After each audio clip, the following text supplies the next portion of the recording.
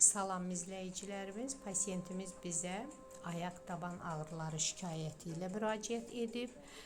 Rentgenoloji müayinə əsnasında daban şporu, yəni daban mahmuzu olduğu aşkarlandı.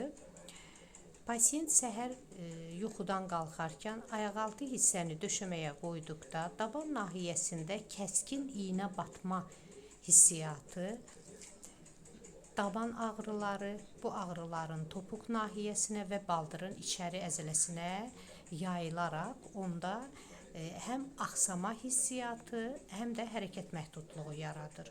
Bunları aradan qaldırmaq üçün pasiyentimizə ilk əvvəl manual terapiya seansımızı tətbiq etdik və bunun ardınca artıq 3 gündür müalicəmiz davam edir. Fizioterapiya və bərpa edici seanslarımızı tətbiq edirik.